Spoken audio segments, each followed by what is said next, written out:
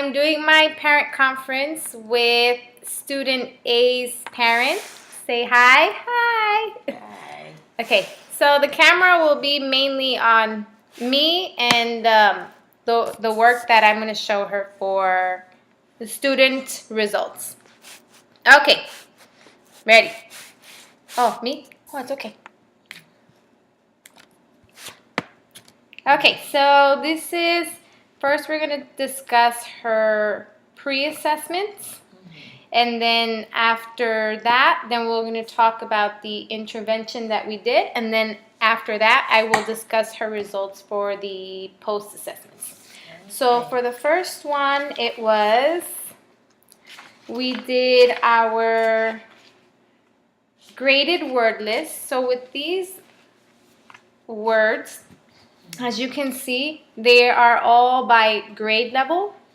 So for instance, these are double P's, P's, and then first. First would be considered first grade, and then beyond. And then these would be considered more like pre-first grade, kinder, and mainly they're sight words. So when she was assessed for her pre-assessments, she did all these correct. This whole list as well. She did the first grade, everything was correct. She was able to pronounce second grade, third grade, fourth grade, and if you see, the words start getting more complex. And she did a good job, and she was able to read sixth grade word list. She moved on to seventh grade, and this is where we noticed that she had just one wrong. She had she mispronounced it. So and it was the word astronomer, which is if it's not part of her reading vocabulary, it's going to be difficult.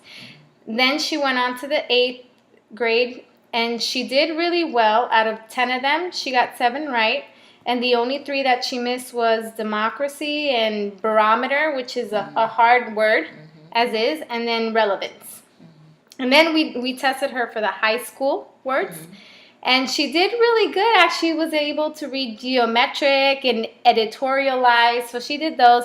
The only ones that she needed help was molecule and antecedent, iniquity, extenuating, and succinct, which she was able to, you could tell she used her phonetics and her phonics skills, and she tried to pronounce it, which is, she did a really good job. Yeah, that's a hard one. Yeah. And from here, we were able to detect her independent reading level, her instructional level, and her frustrational level. Independent level will be where she's able to read on her own without any help. Instructional is more when she's being guided. And then her frustration is when it's too complex. And so I had decided to test her because I didn't know, say, prior to that, I didn't really know her skills or so. I tested her on her current grade level, 4. So she was able to read everything. I activated her background knowledge. She gave me really good information. For instance, the question was, here's a story about a young girl who liked to draw pictures, and what do you know about drawing pictures? So she gave me a full sentence. And then I wrote things you like, and then whatever was quick and helped me remember.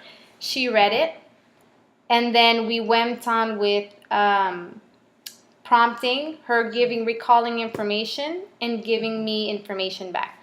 One thing I did notice when we did all of the passages, for instance, she did a 4th, she did 5th, she did 6th grade, she went all the way up to 7th grade.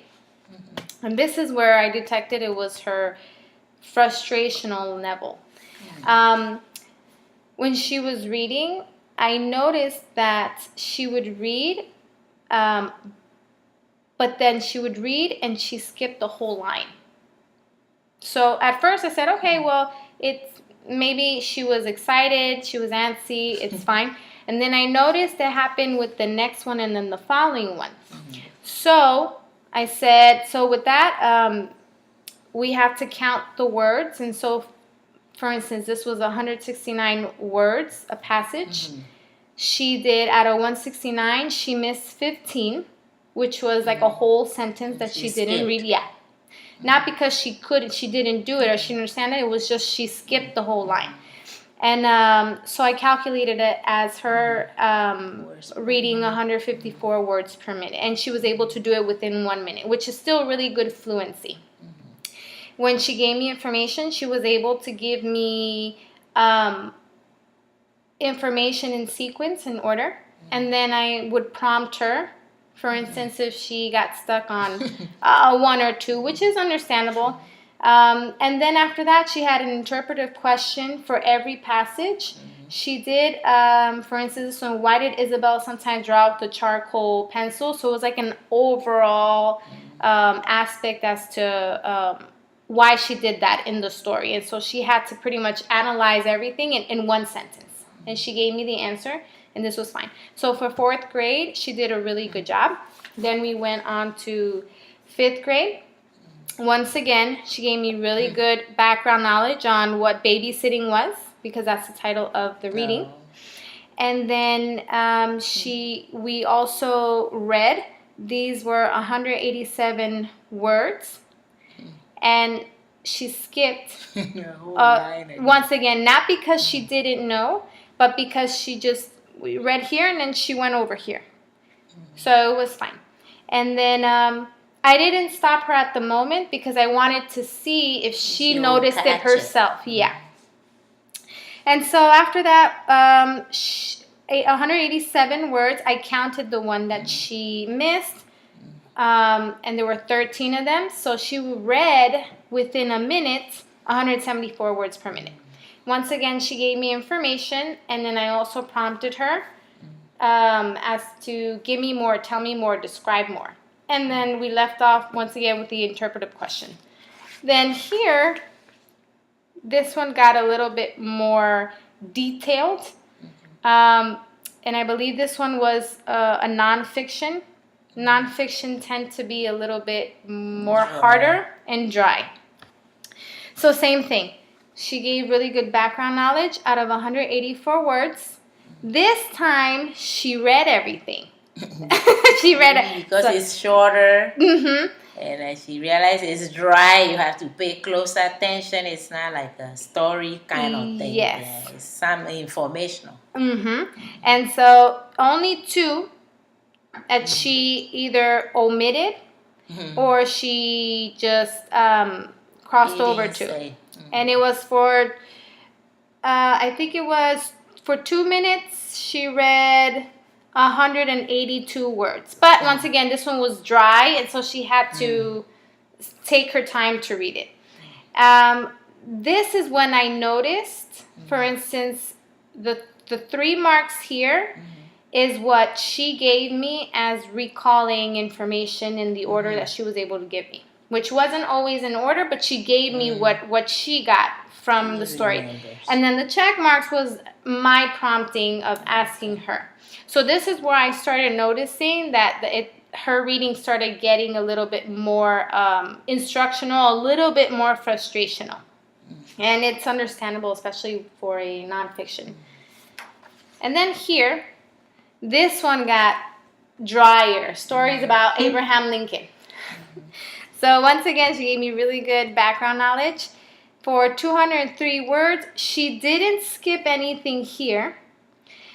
She was able to read it within 2 minutes, 203 words. So about 101, 1.5.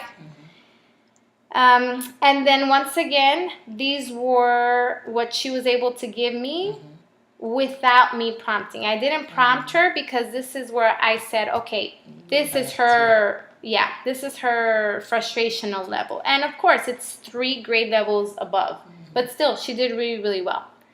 With the wordlets, I realized she's able to read and she can read. But when it comes to recalling facts and information, the denser it is, the easier it is for her to kind of get lost, which is understandable. And then the shorter it is, it's more like deducting more. You have to, it's not, black and white anymore. Mm-hmm. You have to think it through to pull out what the fact or what the idea is, right? Right. And then I did a motivation assessment to kind of find out how she felt about reading. And for the most part, as you can see, these are Garfield's characters. And Garfield either has a very, very excited face, a kind of annoyed, or he doesn't really want to. So for the most part, out of all the questions, she was in between the really, really happy and then the happy face. So analyzing her information, for instance, how do you feel about starting a new book? She was really excited. How do you feel about reading during summer? And then the one that really blew my mind was the last one. I will tell you why, because it says, how do you feel about taking a reading test? I think this is everyone's answer, though. I feel the same way, too. We would have to be tested on it. And so, yeah, so I asked her about it. She said, I don't like it. And I said, me too. I completely understand. So when we scored everything, it was put into categories and then percentiles. So out of a 40, she scored a 36 for recreational reading, which is on her own time. And then she scored a 33 out of 40 on academic reading. And then when you score it together, it's a 69. So she scored, if you plug that into the chart, she scored in the 80 percentile, which overall shows that she has a really good positive attitude towards reading, regardless if it's an academic thing or if it's on her own time. So that's a good start with us, eh? That means she got excited when we got to work together and do our read alouds. And then we did the elementary spelling inventory. She was assessed 25 words, and it started from simple to most complex. So she was able to, this was hers, so she was able to, out of 25 words, she had 23 correct. She spelled 23 correct. Even hard words like opposition, she got it correct, yeah. The only two that she missed were ripen, which she spelled with a double P, and then seller. She got confused with seller and a seller. As in, where they store wine. I went down to the cellar for the Which can is of the paint, C. like a little storage, yeah. And so she got confused with that, which is totally understandable. But, so she got 23 out of 25. She did really good, civilized, fortunate, confident. So she has a really good built-in vocabulary. And she's aware of her letters and sounds and the association relationship between them. So plugging this information onto these charts, it's where she, as you can see here on the bottom, for consonants, for the words that is listed here in the letters, she scored a 7 out of 7.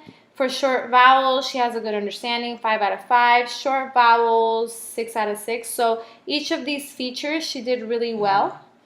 The one with ripen and cellar fell between syllable junctures and unaccented final syllables, which she scored a 4 out of 5, 4 out of 5, which it's not a major thing, no, but still. This is what helped me figure out what to work with her during our word study things. So it was double consonants and double meaning words and ing and ied, how to form those words. So, which was really helpful in the end because you'll see the results from the post-assessment. So she did really good on her spelling and she did really good on her reading. And then she did this one. This one was a really fun test. I liked it because it's the verbal opposite. So I gave her a word, and then she had to tell me what the opposite was. And so she did really, really good job in this. And if you read through it, you'll see that a lot of the words start getting more complex. And then there was a point where we had to stop. So she was able to give me, like, what's the opposite of, it's okay. We have a momentary pause. Ele wo je mo a mi le o de bi o we sorry exam be le ma throw your say. Ine o do aho we bo. Ya ma. O no mo be do a ma throw ni o so mo la ho we say.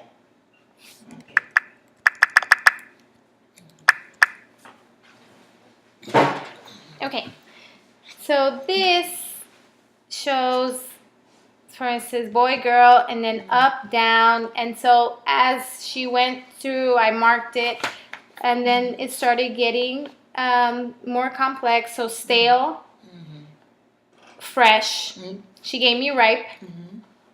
And then down here it was deep, shallow.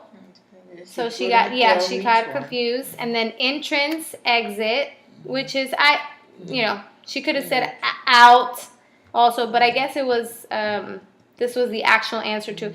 And then once we got to lend, take, she gave me take, borrow, and then here former, then it started getting more complex, which I didn't expect her to know. For instance, vertical, and then maximum, complex, unite, convex. No. I'm more confused. Yeah, but out of 95 words, she scored a 58. So 58 words she got correct out of 95, which is really good for her grade level. Okay, so this was the pre-assessment. So out of this, we were able to design an intervention plan with the read aloud and the word study and the actual guided instruction. And she did really, really well. She really enjoyed it, especially the word study games. And then I'll show you the post results. Okay, so even though it was about a 3-week intervention, it really, really did help. So for the same test, she took the same exact test towards the very end. So she graded word lists, and she scored everything correct. She even scored the 7th grade level correct, which remember she had this one, she missed it. She only missed 1 for the 8th grade level, psychology, which she missed 3 for the 8th grade the last time. And then for the high school, she missed 5. Now she only missed 3. Wow, you did great. So she did really, really good. Yeah, and this is high school level words. So I was really excited for her. And then the same spelling test that she took, we went all the way back down. She was able to give me this word, seller. She was able to distinguish it. The only one that she missed once more is ripen. But it's understandable. She just... What is she? She put only 1 P? Yeah, well, it's only 1 P. Okay. But it's a common mistake. I don't even see myself written anywhere. Yeah, so it's a common mistake for everyone. So this is hers, and she did really, really good. And then once again, it was plugged into the chart, and the only one that she scored less on, 1 point less, was still on this one, syllable juncture.